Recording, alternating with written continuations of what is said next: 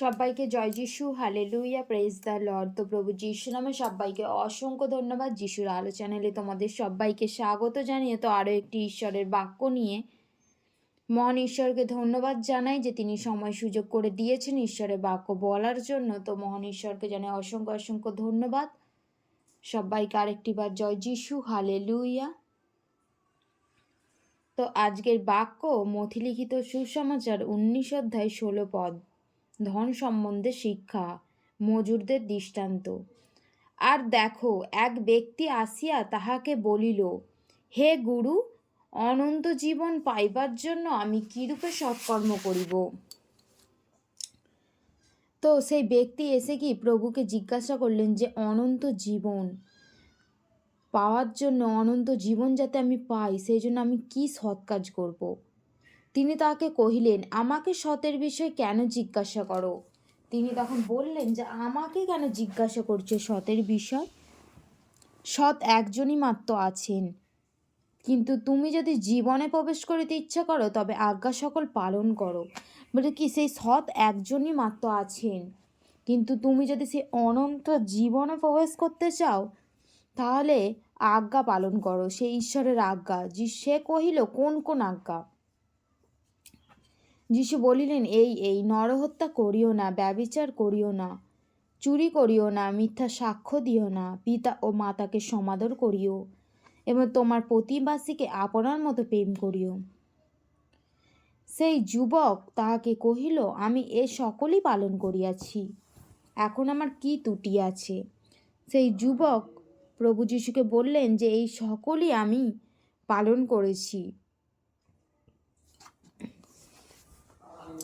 বলছে এই সকলে কি আমি পালন করেছি, আর এখন আমার কোনটা ত্রুটি আছে সেইটা বলো। যিশু তাকে কহিলেন, যদি সিদ্ধ হইতে ইচ্ছা করো তবে চলিয়া যাও, তোমার যাহা যা আছে বিক্রয় করো এবং দরিদ্রদিগকে দান করো। বলছে কি প্রভু যিশু তাকে বললেন যে তুমি যদি সিদ্ধ হইতে ইচ্ছে করো তবে চলে যাও, তোমার যা যা সম্পত্তি আছে সেগুলো কি বিক্রি করো এবং যারা গরিব দুঃখী তাদেরকে কি দান করো, তাহাতে স্বর্গে ধন পাইবে। বলে তাহাতে কি স্বর্গ রাজ্যে তুমি পুরস্কার পাবে। আর আইসো আমার পশ্চাৎগামী হও। বলছে আর এসো আমার পেছনে পেছনে এসো। কিন্তু এই কথা শুনিয়া সেই যুবক দুঃখিত হইয়া চলিয়া গেল। এই কথাটা শুনে কি সেই যুবক দুঃখিত হলো এবং দুঃখিত হয়ে কি চলে গেল, কারণ তাহার বিস্তর সম্পত্তি ছিল, কারণ তার কি প্রচুর সম্পত্তি ছিল। তো সেই জন্যই কি সে দুঃখ করেছিল সেই সম্পত্তির জন্য, যে সেগুলো বিক্রি করে আমি গরিব দুঃখীকে দান করব। তখন যিশু আপন শিষ্যদেরকে কহিলেন, আমি তোমাদেরকে সত্য কহিতেছি, ধনবানের পক্ষে স্বর্গরাজ্যে প্রবেশ করা দুষ্কর। তখন প্রভু যিশু বললেন যে আমি তোমাদেরকে সত্য বলছি, ধনবানের পক্ষে স্বর্গরাজ্যে প্রবেশ করা দুষ্কর।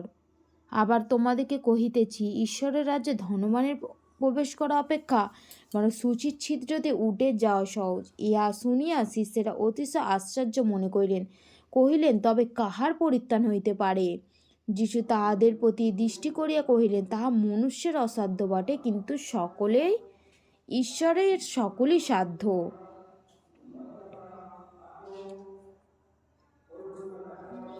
বলছে কি সেই